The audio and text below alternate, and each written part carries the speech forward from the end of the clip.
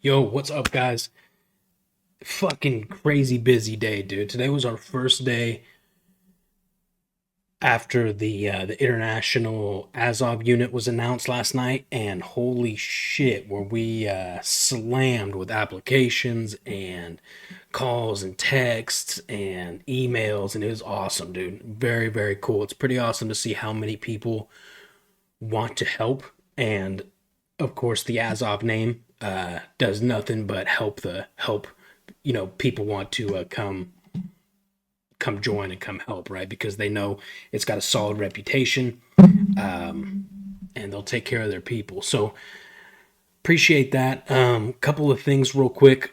Introduction. My name is Saxon. I go by Vegas here in Ukraine. I joined the International Legion for the defense of Ukraine in January of 2023, January of last year. I was in 1st Battalion, Charlie 3 platoon. I'm no longer in the Legion. I'm with Azov now, and we are currently recruiting for 1st Company Azov International. Super, super cool. This is the first time Azov in the history of the brigade has had an international unit, dude. And it has just been all hands on deck out here putting this shit together. All different command and different roles and ranks and Azov, putting stuff together to make this happen, man. It's very, very exciting. I could finally talk about it. We've been putting this together for a handful of months now, and it's live. Now, with that said, I've got a ton of you guys actually that have hit me up and they're like, hey, I want to come. I want to come. I want to be very clear about something. This is extremely dangerous still. Azov is an assault unit. It is a very, very aggressive fighting force. Okay, this isn't going to be much trench sitting. This isn't going to be hanging back on the second, third, fourth line, right? Now, with that said, though, I want to be clear about something. There are non-fighting roles within the unit. Okay, we have roles for logistics and supply S4s and comms and fucking chefs, you name it. There's roles, there's non-fighting roles, but when we deploy, everybody deploys. That doesn't mean the chefs are going to be on the zero line shooting at Russians, but it means they're going to be close to the danger. Okay, so just want to kind of clear that up. There's we're kind of walking that line of OPSEC sharing enough to have people reach out and be interested and want to join, but not sharing too much to where the enemy could find out shit about our new unit. So please hit me up in my email, link in the description below. Also, you can check out the our Azov email. It's azov303@gmail.com. Either one of those, they both go to me, so feel free to hit up either of those emails, and we will get back to you and figure out if you are the right fit for the team. Okay, I love you guys. Let's watch this. This is War Leaks. I think it's just going to be a handful of clips of recent events on the front. I know one of these first clips is in Kursk, so let's see what's up with this. Ukrainian special forces from the 73rd Naval Special Operations Center have released... My bad.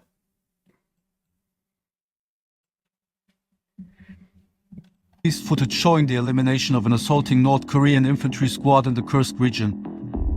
The Ukrainians used an American-made Mk-19 automatic grenade launcher, directed by observation drones, to engage the North Koreans with 40mm grenades. According to Ukrainian sources, 12 North Korean soldiers were killed during the attack, while 20 more were wounded. The Ukrainians filmed the events from the perspective of the grenade launcher operator, and with several drones, one of which was a thermal drone. In total, over 100 North Korean soldiers fighting on behalf of Russia are said to have been killed in clashes in Kursk. However, these figures have not yet been independently verified. The video clearly showed grenade hits on the supposed North Korean soldiers. However, the scenes had to be blurred for YouTube. The full, unblurred version can be viewed on Telegram. The link is in the description. A few days before this video was released by the 73rd Naval Special Operations Center. Those Mark 19s quickly became one of my main fears on the front line when we were deployed last year, because with the mortars and the artillery, you can hear it, right? And if you've spent a decent amount of time out there, you even know, you can count and have a decent idea of when they're going to impact. You can hear them just like the fucking movies, right? You can hear them come in. With the Mark 19s and those 40 mics, you cannot. You'll hear in the distance, what, and it just fucking rocks your world, dude. There's no there's no like incoming, and you can't, you don't know they're coming at you. You can just hear the outgoing. You can't hear the incoming. A series of other videos showed FPV drone attacks on a large group of North Korean soldiers in an open field. In addition, HIMARS launchers have also already been used against North Korean troops. Check out my channel to watch it. This Ukrainian T-64 faced off against what appears to be a Russian T-72 tank in a one-on-one tank-on-tank duel. The Ukrainian T-64 confidently charged toward the Russian tank while firing its main cannon from a relatively close distance for tank-on-tank engagements. What you just saw here right now could have been a ricochet. Even though the Ukrainian fire did not seem to have any effect and could not penetrate the Russian T-72, the Russians still decided to turn the tank around and abandon the firing position. This did not stop the Ukrainian tank from continuing the attack while on the move and keeping the Russian tank under fire. The T-72, which had deployed smoke in the meantime, was finally hit directly in the back but continued moving. This round clearly went to the Ukrainian T-64. This Ukrainian helicopter intercepted a Russian Shahed drone mid-flight with its onboard machine gun at very close range, preventing the Russian drone from hitting critical Ukrainian infrastructure. We can clearly see the Russian drone slowly descending to the ground, where it crashes into a snow-covered field and explodes. This is a relatively rare sight showing a Polish-made KTO Rosomek IFV firing its 30mm Mk44 Bushmaster 2 chain gun at a Russian-occupied tree line. It might be using airburst ammunition, as suggested by the nature of the impacts, though it is unclear whether these are programmable airburst rounds. The suppressive effect of these impacts looks remarkable. By the way, this appears to... Yeah, seriously, I mean, that looks extremely effective, but I've never seen airburst rounds come out of a cannon on an infantry fighting vehicle before. But you know, I'm seeing new shit out here in Ukraine that I've never seen before all the time. So I guarantee there's some crazy airburst rounds out there I've never seen. To be the only video so far that shows the Rosomek in action. Okay, they ricocheted there, but look, they still do like that airburst up top. Like this, which is why I referred to it as a rare sight. The KTO Rosomek is a Polish-made infantry fighting vehicle derived from the Finnish Patria AMV. I think the Poles deserve a like for this beast of an IFV. What do you think? The video shown here is archival footage from 2014, depicting a motorized group of pro-Russian separatists being heavily hit by Ukrainian tank fire in an open field. I think the video highlights the stark contrast in the evolution of the Ukraine war from then to today. The video is subtitled so that viewers can understand what is being said, and has otherwise been kept as raw as possible for the old war leaks feel.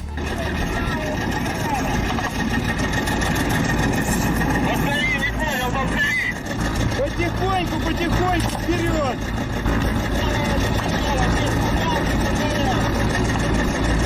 Двигайся, говорю тебе!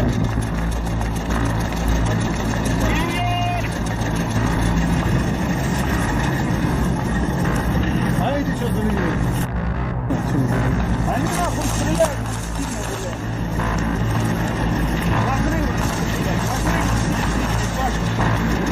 Я вообще уже не промахнулись, пацаны, пару километров. Что там вообще не там?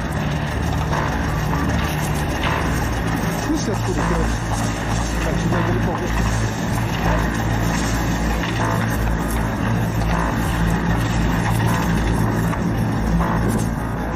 Так, вот так прямо на эту пульсе держи.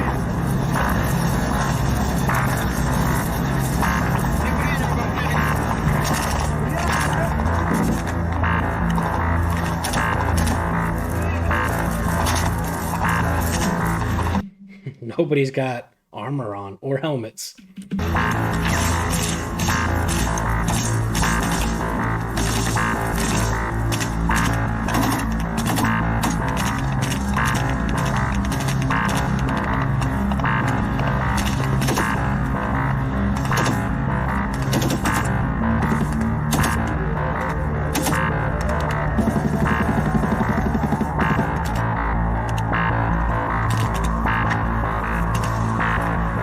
Стрель, подтягивай своих!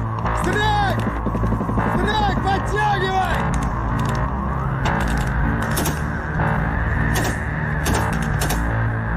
Стрель, подтягивай своих!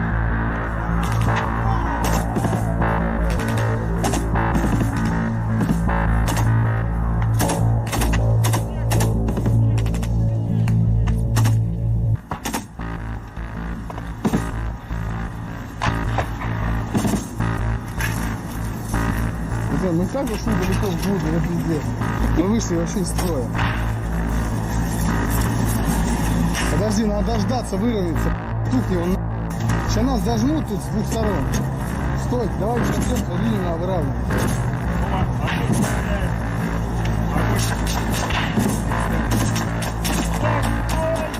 Подключи ему.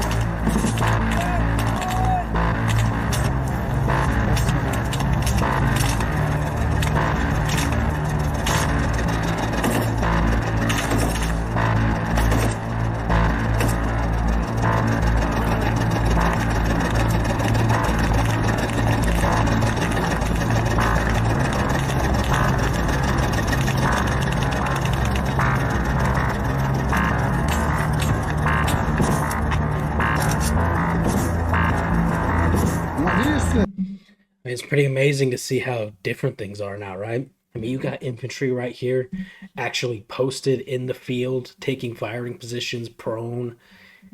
You got these guys walking down a road. I mean, none of this you can do now. None of it. You just drones, artillery, tank AT mines, anti-personnel mines. Pretty incredible.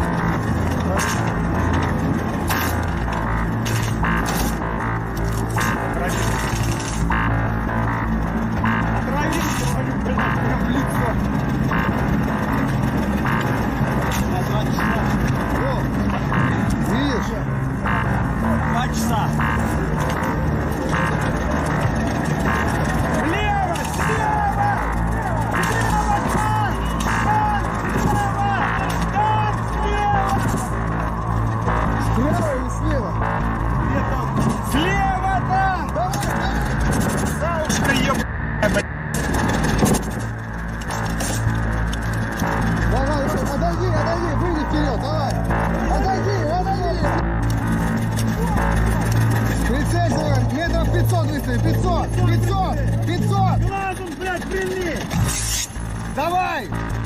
Давай, давай! Ну давай!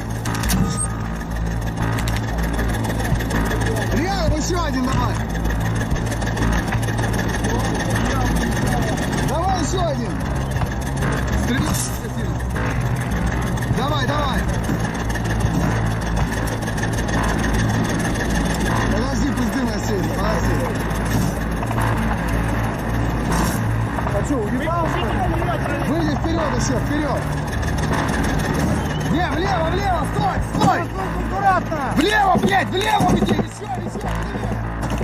Давай, туда!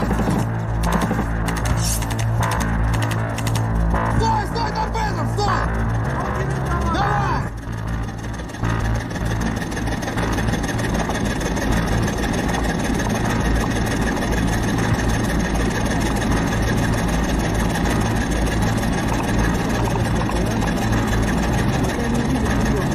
Вон, правее, правее, смотри! Вот он, блядь! Давай, давай в него!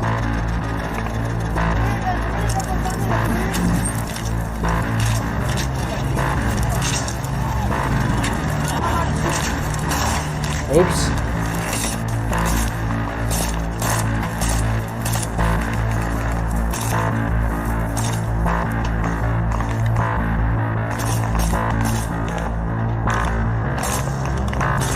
This cameraman sucks.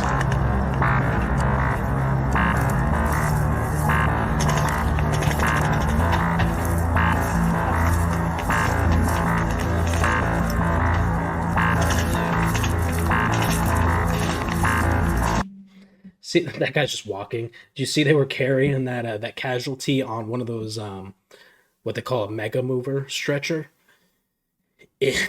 Here now in the current conflict, that would just be FPV fucking meat. Just smoke all those dudes.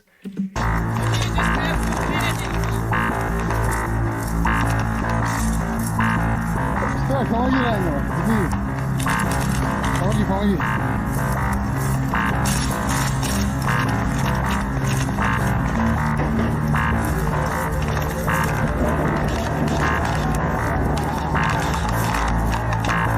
Что? Сам пристал, ТРу, блядь, заводи сюда.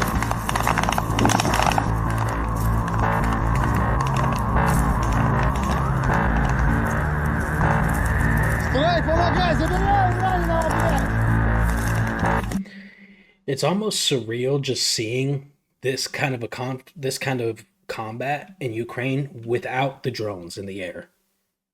Right? It's like abnormal for me. It seems like something feels not right about it.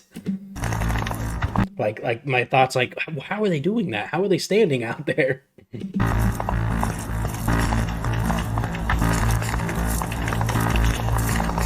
Так, Диагон, сюда! Разберись с равным, посмотри, что там, блядь! Давай быстрее!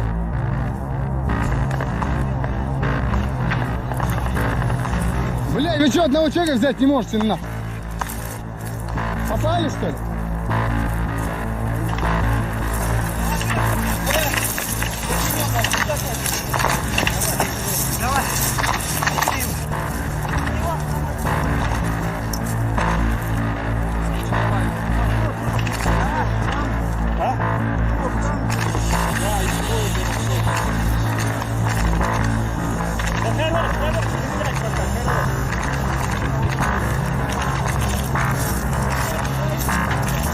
Там есть что-то рядом?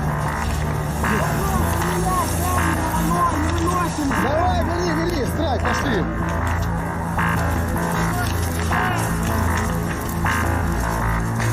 Я ебал просто за операцию, блядь. Ебанулся. Че по полю, как долбоёбы, это пиздец. He said, I effed this operation in the mouth. Why did we go into the open field like idiots? Пацаны, давайте, берите! Не-нибудь, блядь! Давай быстрее, сука! Трамадол давай, сука! Че, блядь, всех обучали же? Бегом! Стой! Давай, трамадол! Не брось, не боись! Газель, давай, вызывай газель, блядь, туда, в зеленке!